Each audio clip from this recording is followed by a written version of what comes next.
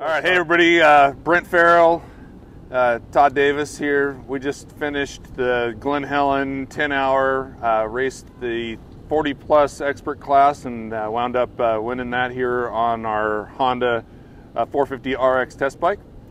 Had a really good time, really almost a flawless race today, but really this is all kind of about a bit of a process. So we started a few months ago with a long-term test on this.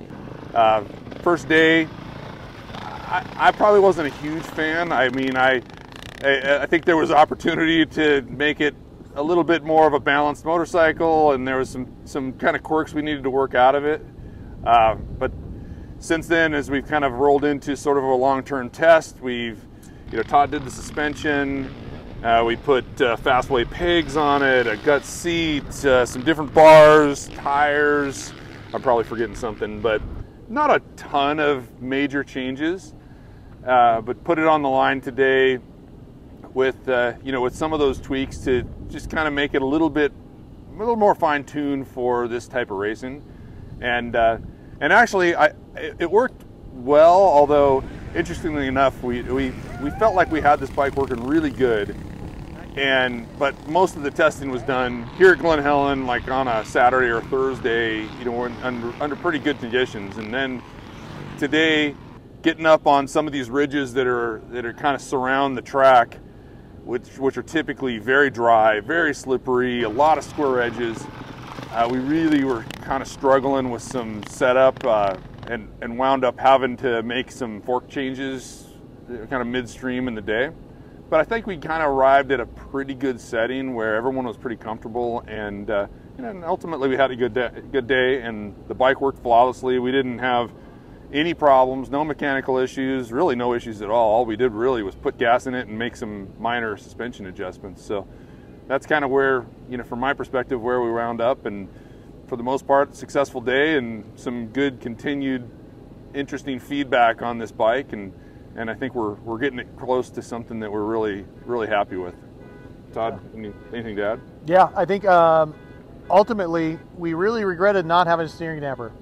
That's true. So if anybody is doing off-road racing or has ever done off-road racing on the West Coast, you really should have a steering damper, and we missed that boat. So we did a lot of stuff to this bike. The bike was flawless, ran like a top, really. Mechanically, the engine was flawless. It was, when you do a race like this and have zero issues, it's always a compliment to the manufacturer, I should say, to where, the bike is really stressed. It's hot for a long time. The suspension is hot for a long time. The engine is hot for a long time. If you don't have any issues of any kind, it really reflects on the reliability of the bike, positively. And we didn't have any issues at all. We had some issues with the setup, mainly chassis setup. We came up with something that we were happy with on good days at the motocross track, and we even raced it at a GP when it was wet. So bumps were round, dirt was soft, bike was good. We came here, dirt was not soft, bumps were not round, bike was not as good. We changed the fork height, basically dropped the forks out, allowed the front to track a lot better, and changes so dramatically. It always amazes me how sensitive these bikes are to small changes in fork height or sag or whatever. For West Coast off-road in particular, it's always interesting that, like Glen Helen in particular, the big track at Glen Helen, you can get a general idea of how a West Coast GP bike will work, but it's still not racing a West Coast GP. And this was an indication of that. Until you get the bike at the race, you don't really know what it's going to do, and there's no way to mimic what this track looks like. And if I wore a GoPro, you still really wouldn't understand what this track looks like. It's so edgy and so powdery on top. The bike does so many strange things. You learn a lot in a day like this. So we have a very good direction, and we sincerely hope that Dirt Bike Test will allow us to ride this bike at the 24-hour. Just plugging a little bit there. So that's what we're hoping. Jimmy Lewis, this is for you. We would really like to develop this bike further for the 24-hour. So that's really where we're at. one of the best mods that we did, the gut seat was amazing. If you have one of these bikes, if you're under 6 feet tall, get the stock height, but the foam and the cover is a radical difference from stock. The stock seat, sorry Honda, your bike is amazing, but the seat was really, really bad. Like you literally feel frame rails a lot. So we were really intent on getting a seat on this bike, and this seat was amazing. It was great. Yeah. It was easy to install. You couldn't ask for anything more for that. And one of the things we hadn't mentioned yet is we put a new dry brake in this bike made by Modified Machine Works, which is pretty typical of the dry brakes that have been used for so long, with just sort of some modern developments. So one of the main things you notice is it's got an integrated vent, so you don't no more drilling holes in the tank. So we were able to actually throw this thing in, because we kind of put it in it literally took 5 minutes to install. Literally took 5 minutes. That made it a lot easier. Yeah. Plus, it's got a cap that comes with it that's nice and sealed to keep all the dirt out of the thing. Yeah. There's an O-ring seal on it. Yep. That was a nice additional feature there that we really enjoyed. The quality of the machine work on that part is pretty phenomenal. Like, we take it out of the box and it looks like a piece of jewelry, literally. So it's really nice piece. Yeah, those guys do good work. Yep, fantastic. My personal bike is a 2023 KTM XCF450. And it's been really interesting to ride these bikes back to back. I've been racing the new bike, the 23. I've had literally 5 or 6 now KTM 450 XCFs. So I just buy another one every 2 years. It's kind of like what I do. So to get on like this bike and the Yamahas and everything, and be able to ride them for extended periods of time and then compare them to what I'm riding personally has been really interesting. This bike has a lot of the same issues that I'm dealing with on my new KTM with the new chassis.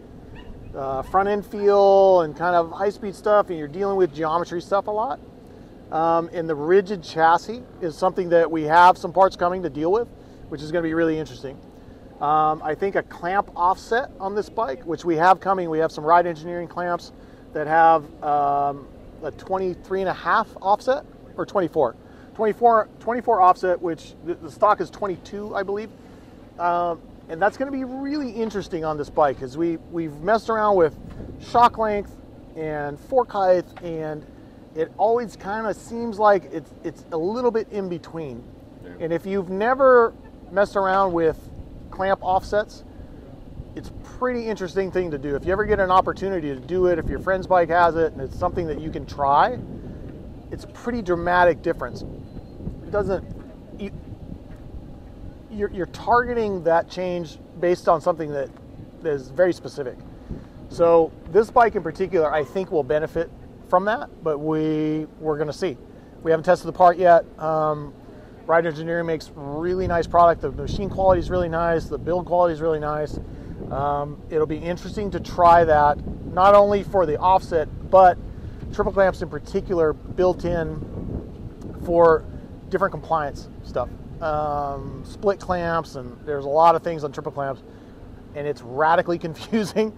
If you're a CNC guy or you understand chassis flex and the engineering behind that, there's a lot that goes into that. So I'm really curious to try that part. I believe we have some motor mounts coming for this as well. I think this bike would benefit tremendously from that.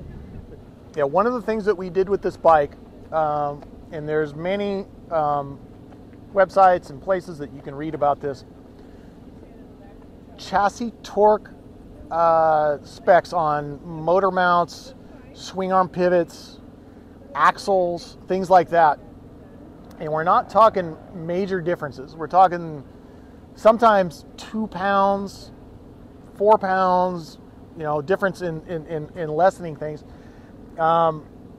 We literally did stuff back to front. Like, we went out with Trevor, we let him ride the bike, and we ran through some numbers where we tried stuff back to front. It was from a competing website, but all the numbers were very good. It was very well thought out. We tried them individually, And it was a very interesting test. And a lot of this, if you get an opportunity to try it, it's a time-consuming process, and testing mostly is. It's pretty impressive what you can get for free with a torque wrench out of your existing parts. And it'll give you an idea, if you get done with doing that, do you want to go further with it? Because that's when the chassis parts themselves, whether it be triple clamps or motor mounts, really come into play. We even did, as this bike in particular had like really big gaps in the upper engine hangers, where we shim the upper engine hangers. If you've never done that or understand what's going on, if you tighten the bottom bolts on the upper engine hangers and leave the top bolts out, and then look at the gaps that are available to you, if you take suspension shims and fill in those gaps, it's like a spring force. It's a pretty major change. One of the biggest changes that I felt was actually the swing arm pivot torque on my KTM in particular. I can't speak for Trevor, but that was one of the biggest ones. Literally 4 pounds of difference on the swing arm pivot is a pretty radical change. Swing arm pivot torque is one of the biggest changes that both myself and Trevor felt.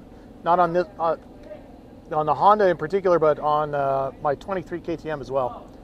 Like -3 or -4 pounds of torque on the swing arm pivot made a dramatic difference, where you actually have a shock that you think needs to be softer, and you change the swing arm pivot torque and lower it a little bit, and all of a sudden the shock feels soft. I think that's dramatic. Actually really indicative today, because exactly the last test when we had the whole team out riding this bike, across the board everyone said it's working great. We just need a little less compression in the thing, a little softer, a little more compliance. And well, I know you did make some changes, but most of those changes were actually torque related, and today nobody complained about like harshness, stiffness, initial compliance. It was actually really, I thought it worked really well in those conditions. I think that the feeling that we were chasing still is more related to some of the geometry that you already talked about. I don't think that we need to change valving after the changes that you guys worked on that last session. Agreed. And it'll be really interesting to leave the bike alone and add chassis parts. Yeah. Like, and here's the thing with a lot of this stuff, you have to be diligent about what you really want the bike to do. Like, and I tested some chassis parts on my KTM recently, and it really comes down to where you live, how the dirt is, what are the shape of the bumps, because it changes dramatically. Like, an East Coast bike won't be very good today. Like, at what we rode today, it's not going to work very good. And conversely, if you set a bike up for what we rode today, it's not going to be very good on the East Coast. If the dirt is soft and the bumps are round, everything is stiffer. You can get away with it being stiffer and more precise and that type of thing. But when it gets like this, it gets very violent. Like, you hit some stuff today with the edges and things like that, where the bike becomes very violent very quickly. Yeah. And we really wish we had a steering damper. That's like the next thing that we really need to put on this bike. Yeah. Because it would actually solve a lot of the things that we felt, just as far as surprises. Like, a steering damper takes away a lot of surprises. Like, when you feel like the bars are getting ripped out of your hands, a lot of that stuff goes away. You can relax your hands. And Brent even commented where his hands are way more sore today than what they normally are. Just you're having to hang on tighter because you're afraid literally the bars are going to get ripped out of your hands. So. Yeah, I mean, especially towards the latter half of the race today, it got really rough, really unpredictable in some of those sections. And having a dampener, you know, it just allows you to just release that death grip a little bit here and there, and that makes a huge difference over the course of a long race. So, you know, being able to relax a little bit, let your arms calm down, let your hands calm down. Yeah, we wanted to put a stabilizer on this for this race, but I mean, really, just kind of ran out of time. Yeah, just kind of ran out of time. But that'll be the next. That'll be one of the next things. Yes. For the 24 hour. And I think that'll make Jimmy a big Lewis. difference. We would really like to ride this bike at the 24 hours. Jimmy Lewis and Honda. We would really enjoy riding this bike at the 24 hours. So. Yeah. Good. Thanks. Okay. Thanks for everything. Thanks for everything. Oh. Thanks Dirt Bike Test. Thanks Honda. Appreciate the opportunity to take and do a lot of kind of long-term testing on a bike like this. It's interesting. Hopefully, it's interesting to the viewers and also for the team that spent some time on this bike. Everyone came away pretty darn impressed. It's quite a machine, and we really felt like that we took something that was already a really solid platform and made some little tweaks just to kind of fine tune it, as Todd mentioned, just kind of for the West Coast for these types of events. And we think we've got something that's working really good, and looking forward to doing a little more testing on a few more of those parts. Absolutely. If you liked what you saw in this video, come check us out over at dirtbiketest.com on the webs. We have bike tests, product tests, a lot of fresh dirt, and you can even support us by clicking through our links. Hopefully, we'll see you out in the trail.